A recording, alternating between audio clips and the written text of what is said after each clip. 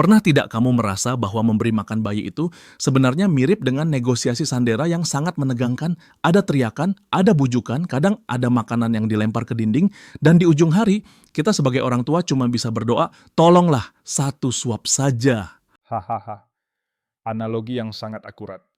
Negosiasi sandera di mana sanderanya imut, tapi punya keinginan besi yang tidak bisa digoyahkan. Dan yang menarik, sandera ini memegang kendali penuh atas emosi orang tuanya. Betul sekali. Hari ini kita akan menyelami dunia yang penuh drama, bubur saring, dan kekhawatiran orang tua. Kita bicara soal empati atau makanan pendamping ASI. Ini topik yang kelihatannya sederhana, bayi makan, tapi praktiknya, wah bisa bikin ibu-ibu begadang googling resep jam 2 pagi. Kenapa sih fase ini begitu krusial dan sekaligus menakutkan? Karena ini adalah transisi besar pertama dalam hidup manusia. Bayangkan, selama 6 bulan pertama hidup mereka, bayi hanya tahu satu rasa, satu tekstur, susu. Cair, manis, nyaman. Tiba-tiba di usia 6 bulan kita perkenalkan dunia yang asing. Ada tekstur kasar, ada rasa gurih, pahit, asam. Ini bukan cuma soal perut kenyang, ini soal petualangan sensorik. Dan yang bikin menakutkan adalah beban standar emas yang sering kita lihat di media sosial. Nah, itu dia media sosial. Kalau kita buka Instagram, isinya piring-piring estetik, menu 4 bintang dengan salmon impor, dan bayi yang makan dengan lahap tanpa sisa. Sementara realitanya di rumah, dapur berantakan, bayi mingkem alias GTM, gerakan tutup mulut. Apakah empati memang harus serumit dan semahal itu? Sama sekali tidak. Ini yang perlu kita luruskan. MPASI itu intinya adalah memenuhi kebutuhan nutrisi yang tidak lagi bisa dicukupi oleh ASI saja, terutama zat besi. Itu kuncinya. Tapi soal menu, tidak perlu salmon Norwegia, ikan kembung di pasar, hati ayam, tempe, telur, itu superfood yang luar biasa. Masalahnya, kita sering terjebak pada gimmick, bukan esensinya. Menarik. Jadi kuncinya di zat besi ya, saya sering dengar istilah itu. Kenapa zat besi ini jadi bintang utamanya? Kenapa bukan karbohidrat atau sayur yang diperbanyak? Ini pertanyaan bagus. Bayi itu lahir dengan cadangan zat besi dari ibunya, tapi cadangan itu mulai habis di usia sekitar 4-6 bulan. Kalau di masa MPASI ini asupan zat besinya kurang, risikonya adalah anemia defisiensi besi. Dan ini bukan main-main, dampaknya bisa ke perkembangan otak, kecerdasan, bahkan perilaku jangka panjang. Jadi, kalau ada orang tua yang empasinya cuman kasih bubur nasi, dikasih kuah sayur bening tanpa protein hewani, itu bahaya. Menu tunggal itu konsep lama yang sudah ditinggalkan. Wow, oke. Itu poin yang cukup menampar ya. Bubur nasi dan kuah sayur saja tidak cukup. Harus ada protein hewani. Tapi, bicara soal teknis, banyak orang tua tuh bingung soal tekstur. Ada yang takut anaknya tersedak, jadi makanannya di blender halus terus sampai usia setahun. Itu boleh tidak? Itu jebakan rasa nyaman. Memang memberikan bubur halus itu aman, bayi tinggal telan. Tapi empati itu juga sekolah otot. Mulut bayi perlu belajar mengunyah, lidahnya perlu belajar memindahkan makanan dari kiri ke kanan. Kalau kita terlena memberikan bubur saring terus-menerus, otot rahangnya bisa malas. Efek jangka panjangnya apa? Bisa speech delay atau keterlambatan bicara. Karena otot yang dipakai untuk makan itu sama dengan otot yang dipakai untuk bicara. Serius, jadi tekstur makanan bayi berhubungan dengan kemampuan bicara? Sangat berhubungan. Makan adalah fisioterapi alami untuk organ bicara. Jadi, naik tekstur itu wajib. Jangan takut bayi tersedak, asalkan posisinya benar, duduk tegak, dan teksturnya disesuaikan bertahap. Dari bubur saring ke bubur kasar, lalu ke nasi tim, sampai akhirnya makanan keluarga. Jangan meremehkan kemampuan bayi. Mereka itu pembelajar yang cepat, asalkan diberi kesempatan. Oke, kita sudah bahas nutrisi dan tekstur. Sekarang kita masuk ke medan perang sesungguhnya, GTM atau gerakan tutup mulut. Ini mimpi buruk setiap orang tua. Saat sendok mendekat, mulut terkunci rapat, atau malah kepala membuang muka. Reaksi orang tua biasanya panik, lalu memaksa atau menyalakan gadget biar anak bengong lalu disuapi. Bagaimana pandanganmu soal ini? GTM. Ini fenomena psikologis sebenarnya. Bayangkan begini, kamu lagi tidak lapar atau perutmu sedang tidak enak. Lalu ada orang dewasa yang memaksa menyodorkan sendok besar ke mulutmu sambil marah-marah. Kamu akan makan atau malah makin menolak? Pasti menolak. Makan sambil dimarahi itu resep sakit perut. Tepat. Makan itu harusnya menjadi proses yang menyenangkan, bukan trauma.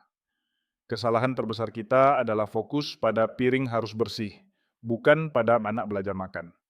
Saat kita memaksa, mencekoki, atau mengalihkan perhatian dengan gadget, distracted feeding, kita memutus koneksi anak dengan rasa lapar dan kenyang mereka sendiri.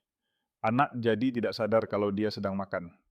Akibatnya, di masa depan dia bisa punya hubungan yang buruk dengan makanan, entah itu obesitas atau eating disorder.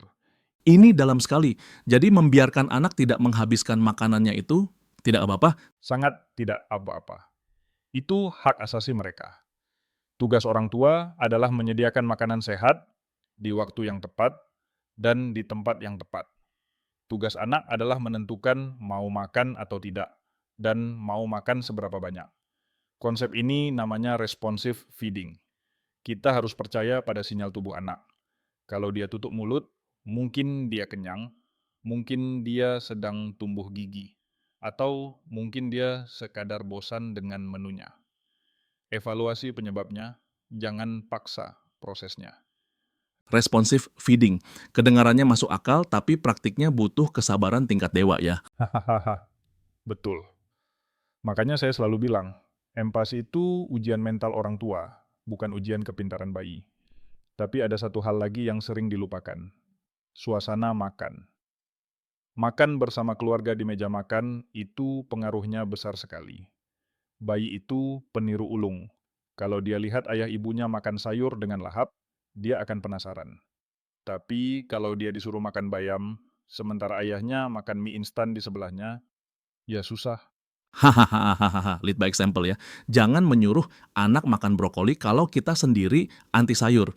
Tapi, bicara soal tren, sekarang banyak metode baby-led weaning, BLW, di mana bayi memegang makanannya sendiri sejak awal, tanpa disuapi bubur, versus metode konvensional spoon feeding. Mana yang lebih baik menurut pandangan ahli? Ini perdebatan abadi. Kubu BLW bilang ini melatih kemandirian dan motorik. Kubu spoon feeding bilang ini memastikan nutrisi masuk dan tidak berantakan. Jawabannya, tidak ada yang lebih superior secara mutlak. Yang terbaik adalah kombinasi atau jalan tengah. Kamu bisa menyuapi bayi untuk memastikan asupan zat besi dan kalori masuk. Tapi berikan juga finger food atau potongan makanan lunak di tangannya agar dia bisa bereksplorasi. Jangan kaku. Fleksibilitas adalah kunci kewarasan ibu. Fleksibilitas adalah kunci kewarasan. Saya suka kalimat itu. Jadi tidak perlu fanatik pada satu metode ya. Betul, setiap anak unik. Ada anak yang jijik pegang makanan, jadi BLW tidak jalan. Ada anak yang benci disuapi, maunya pegang sendiri. Kita yang harus observasi anak kita tipe yang mana. Jangan samakan anak kita dengan anak tetangga, apalagi anak selebgram. Setuju. Kadang kita lupa bahwa empati ini hanya fase pendek. 1 atau 2 tahun lagi mereka sudah makan nasi padang sama seperti kita. Hahaha, benar. Dan saat itu terjadi, kita akan merindukan masa-masa mereka belepotan bubur wortel di pipi. Tapi ada satu poin filosofis yang ingin saya tambahkan. Empati adalah momen pertama kita mengajarkan anak tentang otoritas tubuhnya sendiri.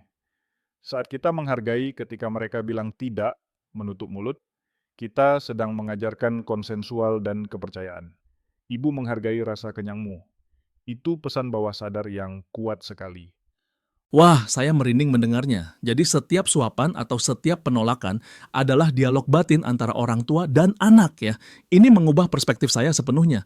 Bukan sekadar ayo buka mulut, tapi ayo kita belajar percaya satu sama lain. Tepat sekali. Makanan adalah bahasa cinta pertama yang dipahami manusia selain sentuhan. Jadi, Jangan biarkan kecemasan kita merusak bahasa cinta itu. Santai saja. Kalau hari ini makannya sedikit, masih ada besok. Kalau hari ini dia lepeh dagingnya, mungkin minggu depan dia suka. Napas panjang. Luar biasa. Jadi untuk para orang tua di luar sana yang mungkin sedang mendengarkan ini sambil mengaduk bubur atau membersihkan lantai bekas semburan makanan, Anda tidak sendirian dan Anda sudah melakukan yang terbaik. Betul. Dan ingat, tidak ada orang dewasa yang masih minum susu formula dan makan bubur saring. Pada akhirnya, semua anak akan makan. Nikmati proses berantakannya, nikmati proses belajarnya. Terima kasih banyak atas pencerahannya hari ini. Obrolan ini membawa kita dari dapur yang berantakan menuju pemahaman mendalam tentang psikologi perkembangan anak. Sama-sama. Senang bisa berbagi perspektif. Bagi pendengar, ingatlah bahwa piring bersih bukanlah satu-satunya tanda kesuksesan empati. Anak yang tumbuh sehat, bahagia, dan memiliki hubungan positif dengan makanan adalah tujuan akhirnya. Sampai jumpa di episode berikutnya. Tetap semangat dan jangan lupa, makanlah dengan gembira.